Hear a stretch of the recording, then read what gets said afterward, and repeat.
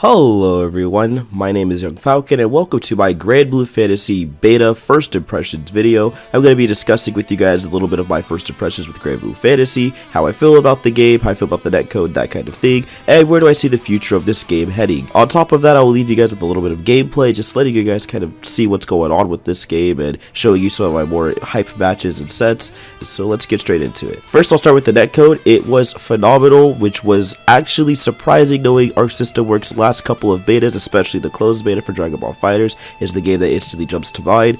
It had a plethora of issues when it first came out, from not being able to join arena matches to lobbies not really working out the best, etc, etc. And even when Dragon Ball FighterZ launched, it did have a pretty decent amount of online issues aside from ranked and maybe regular casual matches. Everything else was broken, and some of it wasn't even the game day one, which is like the ring lobbies were kind of busted and stuff like that. So when we come over to games like BlazBlue Cross Tag, very similar issues at the end of the day. The closed betas and open beta for that game wasn't as bad when it came to online connectivity, at least on the PlayStation 4 version, but on the Switch version, it definitely had its fair share of lobby issues, being kicked out from lobbies and sometimes straight up crashing, which is a little bit of an issue, but I feel like that was more of a Switch hardware thing rather than the actual game, so I let it slide. And when the game dropped, it was actually pretty good online, all things considered. The netcode could definitely be better to this day, but hey, it's serviceable. It's, I guess, what you would call typical anime fighter netcode. Now, moving on from that, GranBlue Fantasy has a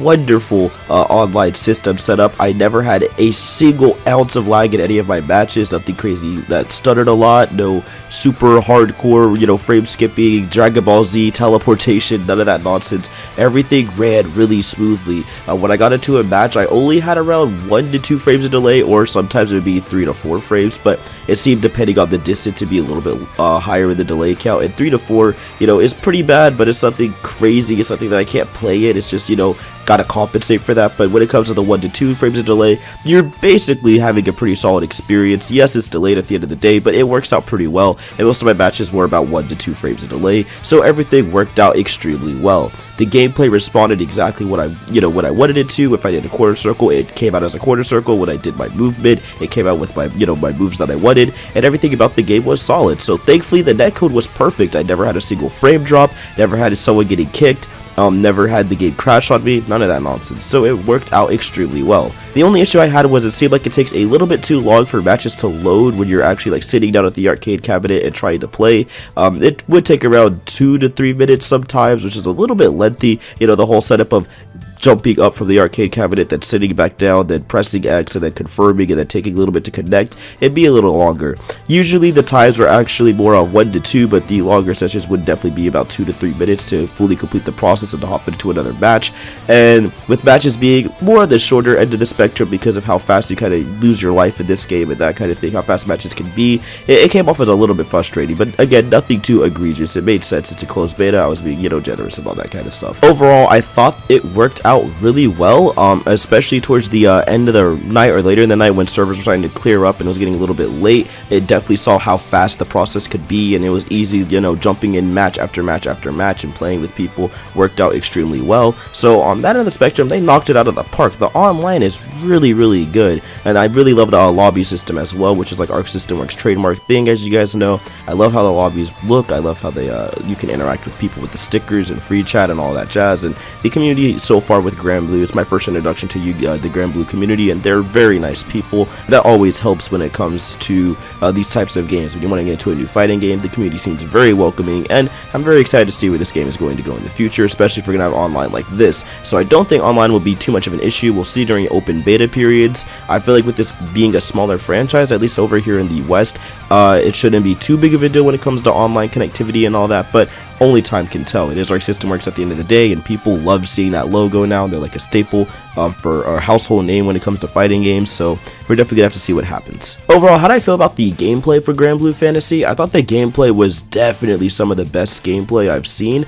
It feels like a very simplistic 2D fighter. It's simple. You have one button specials, which actually makes sense in this game, and I'm perfectly fine with. It doesn't cause too many issues. A lot of the game is very skill based. Get about 3 to 4 hits in a combo and then back away and retreat, or keep oppressing and going for resets. Regardless whatever your method of combat is, the game feels very neutral and footsies based, where it's kind of feeling out your opponent. What is he going to do? What are you going to do?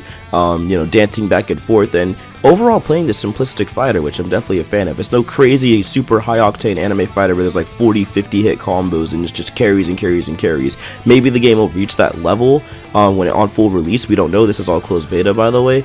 But you know, from what I've realized or from what I've been playing, it seemed very basic and very one touch and go kind of thing, which I'm perfectly fine with. It feels like something I would introduce people into fighting games to kind of get into and kind of see where they go from there. The game operates very similar to an RPG, or an action RPG I should say, in this regard, which is pretty interesting, where a lot of combos are one hit. There's no crazy like auto combo system or anything like that. It basically boils down to you having 4 skills to use in your inventory. Each skill you use, which is your quarter circle forwards, backwards, your down motions, etc, etc. They take up a little bit of your skill energy, and you have to wait a little bit of wait a little bit of time for a cooldown. And as the skill recharges, you're allowed to reuse those moves and keep the train going.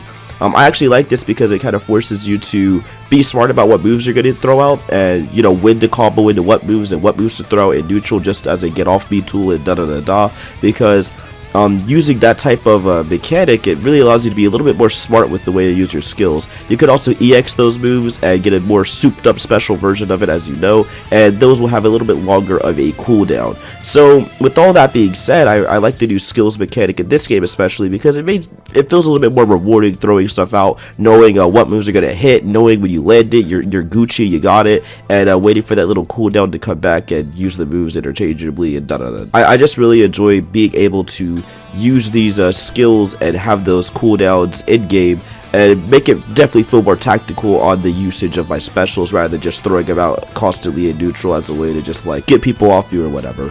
Which also goes hand in hand with using your super moves. If you use a skybound art, as they're called, or your supers in this game, you can throw out a big hurrah move, whether it's going to do a lot of damage in combo or set up for something like a bigger combo you have planned or something in your inventory. It's all up to you. It does take up a decent amount of your skill gauge, and when that is used up, you can't use any skills in the middle of it, so you have to play really smart and throw your skills out ahead of time and then go for a super art or something of that nature, so you know that you can cover ground or throw out your options ahead of time before you throw out your skybound art and then be all shocked. It's like, oh, I can't use my skills. It's like you got to pay attention to your meters, and I really like that aspect of the game. It also just feels really rewarding hitting something like throwing Fairy's little Ghost or Will of the Wisp out and having the walk around and cause this electric damage on top of a giant blue ball running across the screen ready to cross anyone up, and set up for a lot of free grabs or guard pressure and even chip damage, which is also really cool in this game.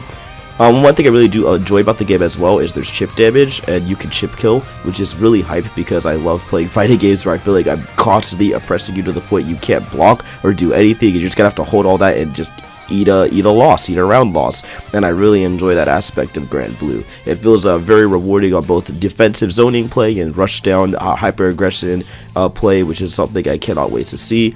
And all the characters feel very unique. No one felt the same, despite us having relatively the same inputs. A lot of our buttons and normals feel very varied in that sense, and I'm really excited to see what's going to happen with the other characters that will be announced. Overall, I really do enjoy the gameplay. It is rather simplistic, but that simplicity is key because it's going to help introduce like the new people that are into GranBlue or whatever, get into the fighting game scene, and there's just enough depth in the actual combat and footsies and that kind of thing, rather than high octane combos that's going to make this game extremely rewarding. So I cannot wait to see how that plays out, especially because we do have all of our buttons that don't just combo into whatever auto attack we choose. You actually have to be smart about what skills you're going to use and how you're going to use them and that kind of thing, which is going to be very interesting to see in the long run, and I can't wait to see how they're going to mess around with that mechanic, especially with other characters, and see how everything works out. So gameplay wise, I feel like the game is very solid. I liked the characters there. They all felt very unique, and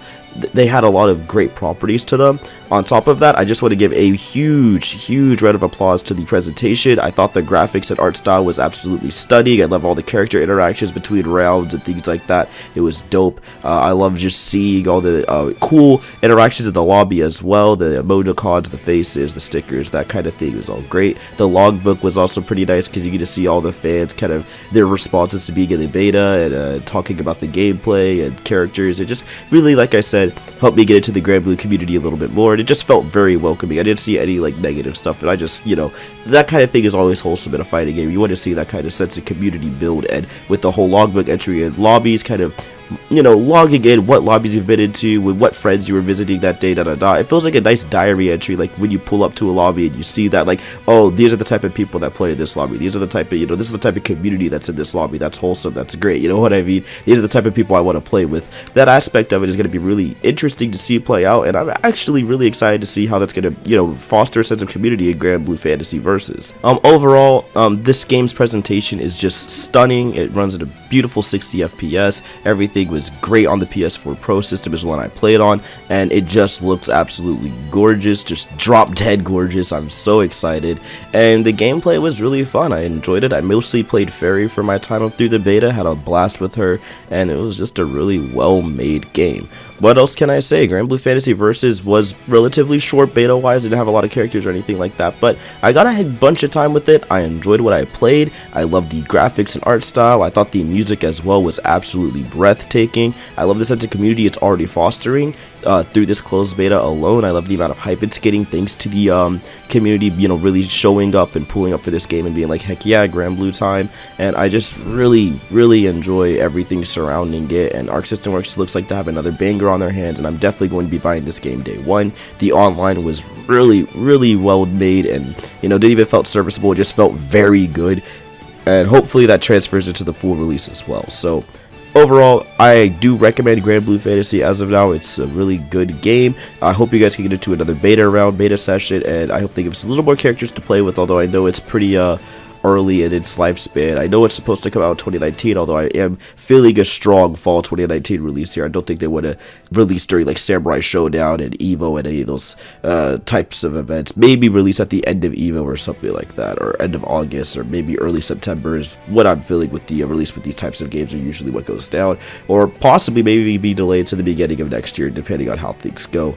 It kind of happened with Dragon Ball FighterZ, so regardless, I'm fine with it. I feel like the game does feel relatively done, and I can't wait to see what they're going to do with the story mode and versus content and etc. and that kind of thing, because it does offer a lot of depth, and it's just a really fun game to play so far. So yeah, that's basically it for my GranBlue Fantasy first impressions. If you were in the GranBlue Fantasy beta, I would love to hear your thoughts down below, and if you want to see more of my content, you guys already know what to do to keep up with me. Thank you for taking the time out of your day to watch this video. I hope you guys all have a wonderful day. I'll see you guys next time. Peace.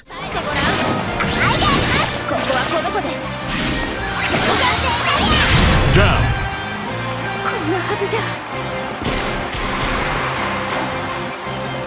Battle 3, engage.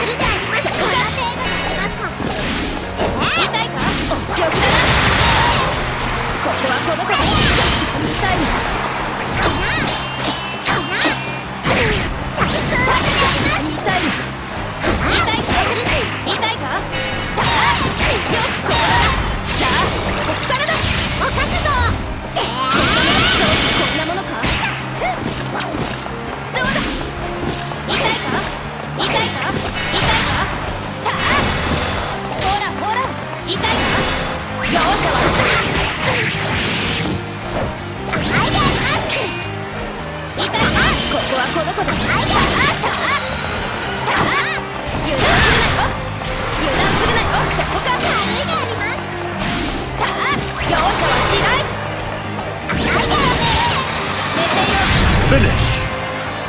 なんで足りませんか。これでお仕置き完了だ。圧というのか？体育館